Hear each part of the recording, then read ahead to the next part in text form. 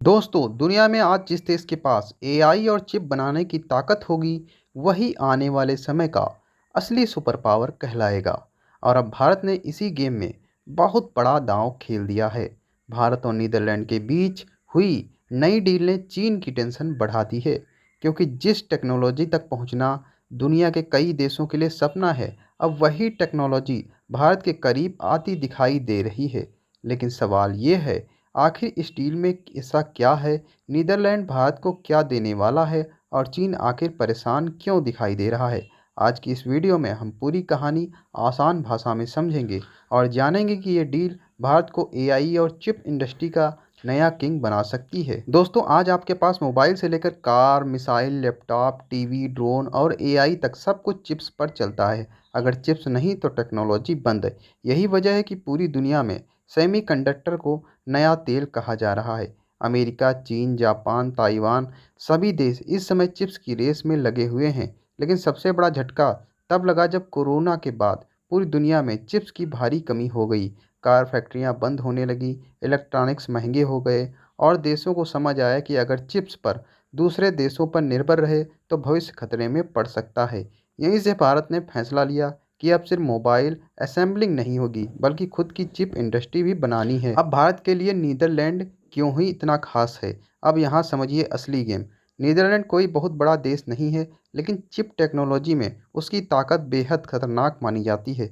दुनिया की सबसे महत्वपूर्ण कंपनियों में से एक ASML, ये कंपनी ऐसी मशीनें बनाती है जिनसे दुनिया की सबसे एडवांस चिप तैयार होती हैं। साफ शब्दों में कहें, अगर ASML की मशीन नहीं तो दुनिया की सबसे हाईटेक चिप्स बनाना लगभग नामुमकिन है।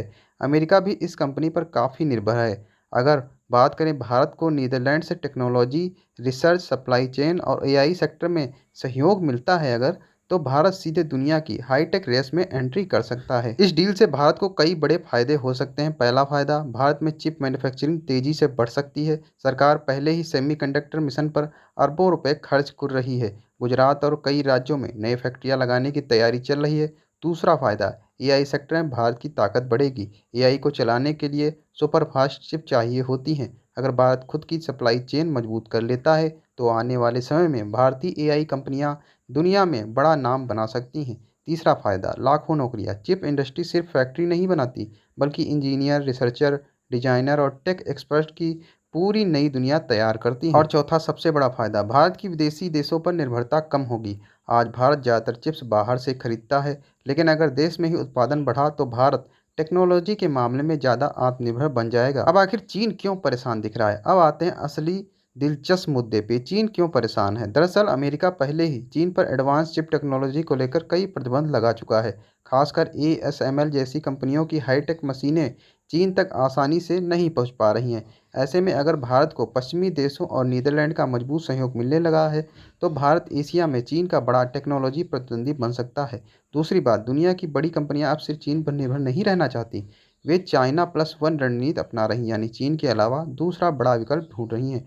और इस समय भारत सबसे बड़ा विकल्प बनकर उभरा है। यही वजह है कि चीन भारत की हर टेक्नोलॉजी डील पर बारीकी से नज़र रखे हुए है। तो दोस्तों, साफ है कि भारत और नीदरलैंड की ये साझेदारी सिर्फ एक सामान्य डील नहीं है, बल्कि भविष्य की टेक्नोलॉजी वार का बड़ा संकेत है। अगर भारत सही तरीके से इस मौके का फ़ायदा उठाता है, तो आने वाले 10 सालों में भारत दुनिया का बड़ा एआई चिप हब बनकर उभर सकता है। अब देखना ये होगा, क्या भारत इस मौके को पूरी तरीके से इस्तेमाल कर पाएगा? आपका क्या मानना है? क्या भारत आने वाले समय में चीन को टेक्नोलॉजी के मामले में चुनौती दे पाएगा? कमेंट में करके ज़रूर बताना।